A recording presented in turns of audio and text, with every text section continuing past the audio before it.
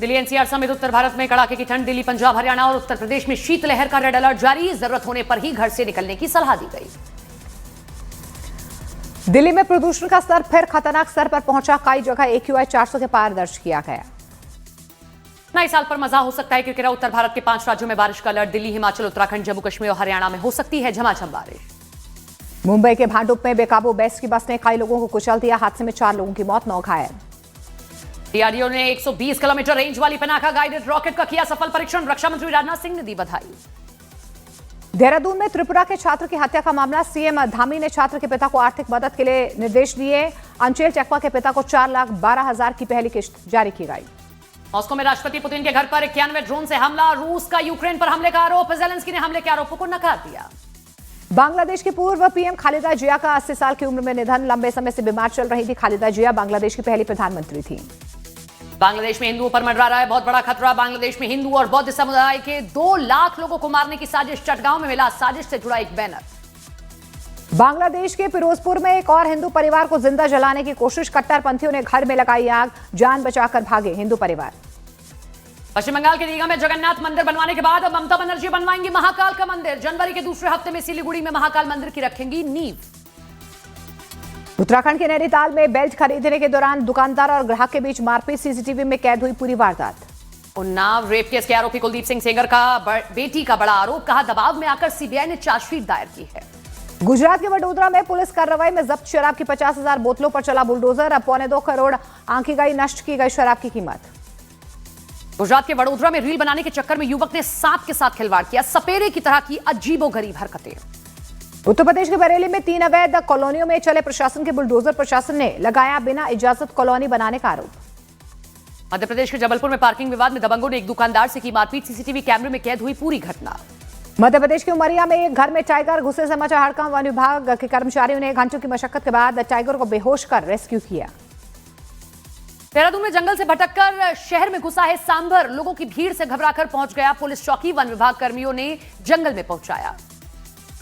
कुल्लू के भुंतर में शाम को रिवर राफ्टिंग करना सैलानियों को भारी पड़ गया। नदी की तेज लहरों में घिरी नाव। बचाव दल ने बड़ी मुश्किल से बचाई जान। एमपी के अशोकनगर में सट्टा किंग आजाद खान के होटल पर चला है बुलडोजर। आजाद खान के फार्म हाउस को भी जमींदोज कर चुका है प्रशासन। उत्तर प्रदेश के सुल्तानपुर में पुलिसकर्मियों पर लगा एक घर में घुसकर गाली गलौज और मारपीट का आरोप। एसपी ने दिए जांच के आदेश।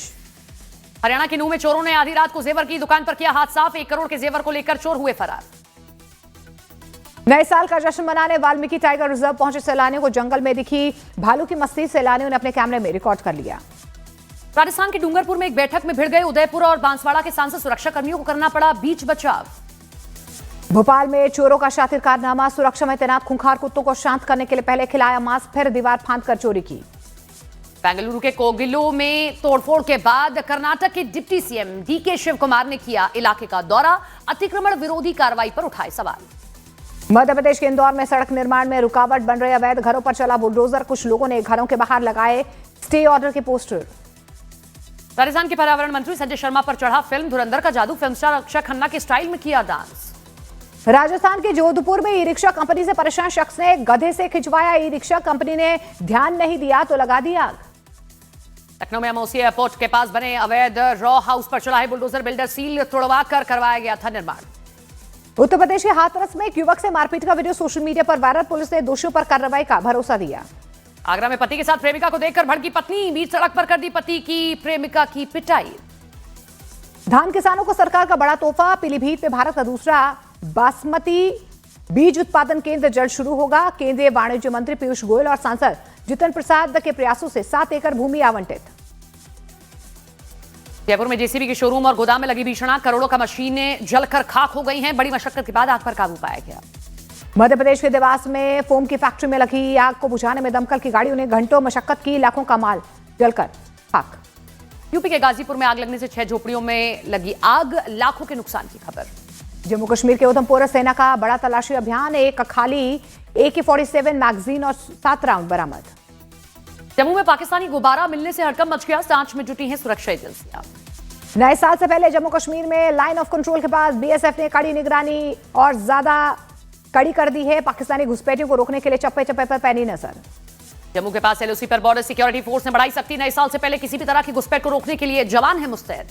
31 दिसंबर से पहले उत्तराखंड के हरिद्वार में बढ़ी सैलानियों की चहल पहल। गंगा स्नान करने नए साल के स्वागत की तैयारी। नए साल पर ताजमहल देखने के लिए पहुंचने वाले सैलानियों की संख्या में बढ़ोतरी हुई। 1 लाख के पार पहुंचा आंकड़ा। भीड़ संभालने के लिए पुलिस ने संभाली कमान। मिर्जापुर में विंध्याचल दर्शन के लिए पहुंच रही है भारी भीड़ को लेकर प्रशासन अलर्ट मोड पर है। भक्तों को ठंड से बचाने के लिए जगह जगह लगाए हीटर। राजस्थान के जैसलमेर में देशी विदेशी सैलानियों का हुजूम उमड़ पड़ा। नए साल के जश्न में हाउसफुल नए होटल्स और रिजॉर्ट्स। मथुरा में नए साल के मौके पर होने वाली सनी लियोनी के प्रस्तावित कार्यक्रम का विरोध। श्री कृष्ण जन्मभूमि संघर्ष न्यास ने लिखी जिलाधिकारी को चिट्ठी। चीन ने कंबोडिया और थाईलैंड में सीजफायर का किया स्वागत। चीन ने संघर्ष विराम में अपनी भूमिका को बताया अहम। चीन की नौसेना ने ताइवान के पास समंदर में युद्धाभ्यास किया है। कहा किसी भी समय एक्शन के लिए तैयार सेना। ट्रंप और पुतिन के बीच बातचीत के बाद रूस ने यूक्रेन पर बढ़ाया दबाव। कहा डॉनबास से तुरंत हटे यूक्रेनी सेना। यूक्रेन की राजधानी कीव को रूस ने एक बार फिर से निशाना बनाया। कीव की इमारतों पर ड्रोन और मिसाइलों से हमला किया गया। अब बात बिहार की करते हैं, जहां पटना में राबड़ी देवी के सरकारी आवास यानी कि 10 सर्कुलर रोड वाले बंगले को खाली करने के बाद जो विवाद है वो बढ़ता जा रहा है। जेडीयू नेता, पार्टी के मुख्य प्रवक्ता ने भवन निर्माण विभाग को पत्र लिखा है और कहा कि बंगले में लगे सामान की चोरी ना हो, इसीलिए उसकी निगरानी की जाए। साथ ही उन्हें शक है कि बंगले में तहखाना हो सकता है।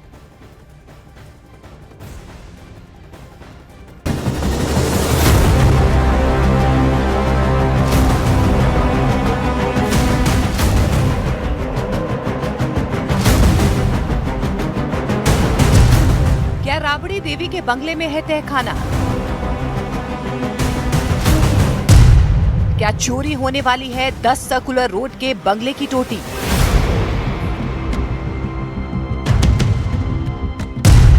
क्या गायब हो जाएगा राबड़ी देवी के बंगले का एसी और पंखा?